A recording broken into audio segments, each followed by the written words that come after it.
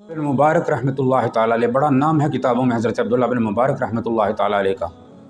حضرت عبداللہ بن مبارک رحمۃ اللہ تعالیٰ علیہ خوف خدا کا یہ عالم تھا، اور آپ کی حدیث کے سبق میں علماء نے لکھا ہے، کتابوں میں آتا ہے، حضرت عبداللہ بن مبارک رحمۃ اللہ تعالیٰ علیہ کے سبق میں 30 سے 40 ہزار شاگرد ان کے سبق میں بیٹھا کرتے تھے۔ 30,000 سے لے کر 40,000 تک ان کے سبق میں بیٹھا کرتے تھے۔ حدیث کا سبق ہوتا تھا، اتنی تعداد میں لوگ بیٹھتے تھے۔ سبحان اللہ، کتنا اللہ کا دین کا کام پہلے زمانے میں اللہ نے بزرگوں سے لیا ہے۔ اور جب ان کی وفات کا وقت آیا تو اپنے شاگردوں کو کہا کہ مجھے زمین پر لٹا دو، مجھے مٹی پہ لٹا دو۔ کوئی قالین نہیں تھے، کوئی فرش نہیں تھے، فرمایا مجھے مٹی پہ لٹا دو۔ تو شاگردوں نے پوچھا، حضرت مٹی پہ کیوں لٹا دیں؟ فرمایا بس مجھے مٹی پہ لٹا دو، زمین پہ لٹا دو۔ آپ کی حکم کی تعمیل کرتے ہوئے ان کو زمین پہ لٹا دیا گیا۔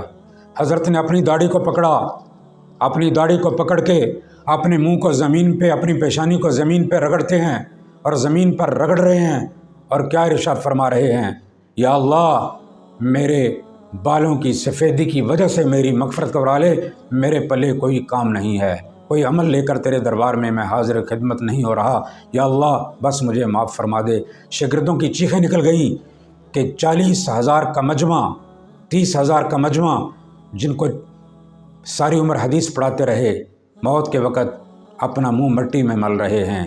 عاجزی اور انکساری کی انتہا ہے میرے دوستو۔ کیسے کیسے بزرگ گزرے ہیں جنہوں نے اپنی عاجزی اور انکساری کی وجہ سے اللہ تبارک و تعالیٰ سے، دنیا میں اللہ سے معافی طلب کرتے ہوئے وہ دنیا سے رخصت ہوئے ہیں۔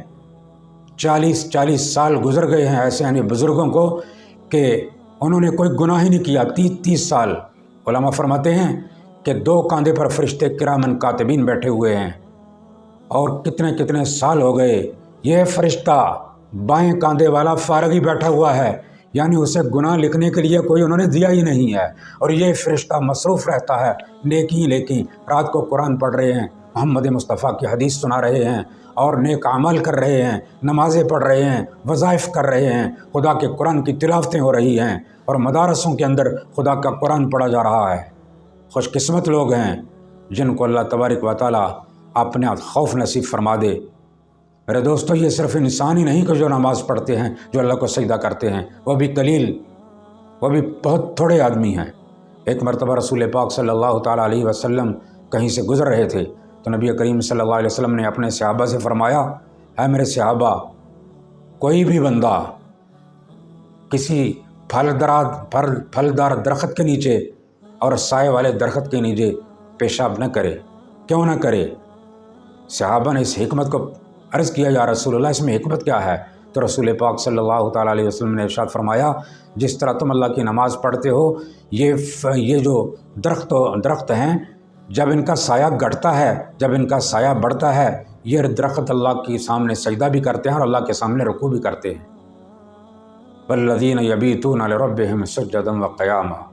اللہ اکبر، کتنے خوش قسمت ہیں وہ لوگ، کتنے خوش نصیب ہیں وہ لوگ جن کو اللہ تبارک و تعالیٰ یہ شان عطا فرماتا ہے اور وہ اللہ کے سامنے سجدہ ریز ہوتے ہیں۔ ہمارے بزرگ حاجی امداد اللہ مہاجر مکی رحمۃ اللہ تعالیٰ علیہ فرمایا کرتے تھے، اگر اللہ تبارک و تعالیٰ نے مجھے پوچھا کیا امداد اللہ میں تجھ سے راضی ہوں، مانگ کیا مانگتا ہے؟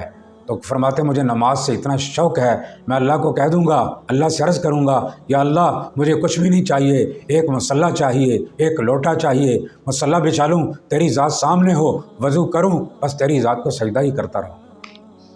اللہ اکبر۔ بعض بزرگوں کے متعلق لکھا ہے کہ وہ کہتے اگر اللہ قبر میں پوچھے کہ تجھے کیا چاہیے، تو قبر میں اللہ پاک مجھے نماز پڑھنے کی اجازت دے دے تو میں قبر میں نماز ہی پڑھتا رہوں۔ ایسے ایسے شوق والے، ایسے اللہ سے محبت کرنے والے گزرے ہیں کہ بزرگ فرماتے ہیں کہ جس نے اللہ سے محبت کی، والذین آمنوا اشد حبا للہ، اللہ کا قرآن کہہ رہا ہے۔ بعض بندے ایسے ہیں کہ اللہ ان سے شدید محبت کرتا ہے۔ اللہ کی محبت اللہ سے دعا ہے کہ اللہ تبارک و تعالیٰ اپنی اور اپنے پیارے نبی کی اور قرآن پاک کی اور حدیث کی ہمیں ایسی محبت نصیب فرمائے، ایسی محبت عطا فرمائے، یہ محبت جو ہے یہ انسان کو جنت میں لے کر جائے گی۔ کل قیامت کے روز نمازی آدمی اللہ کا دیدار ہوگا۔ نمازی فجر کی نماز خصوصی طور پر جو پڑھنے والے، ساری نمازیں فرض ہیں لیکن ہر نماز کی ایک افادیت ہے۔ فرمایا فرض کی جو نماز پڑھنے والے ہیں، فجر کی نماز جو پڑھنے والے ہیں، اللہ تبارک و تعالیٰ ان کو خاص طور پر قیامت کے دن اپنا دیدار نصیب فرمائیں۔ اللہ کے دیدار کے بعد جنت کی ساری نعمتیں نیچے نظر آئیں گی۔ سب سے اعلیٰ نعمت، سب سے سچی نعمت اللہ کا دیدار ہے۔ جس کو اللہ کا دیدار نصیب ہو گیا اس کا تو اس کی قسمت کے کیا کہنے۔ اللہ پاک ہمیں بھی اپنا دیدار نصیب فرمائے، اور دیدار ہوگا 5 وقت کے نماز پڑھنے والوں کو۔ اللہ تبارک و تعالیٰ اتباع رسول نصیب فرمائے، محمد مصطفیٰ کی غلامی میں زندگی گزارنے کی توفیق عطا فرمائے۔ وآخر دعوانا ان الحمد للہ رب العالمین۔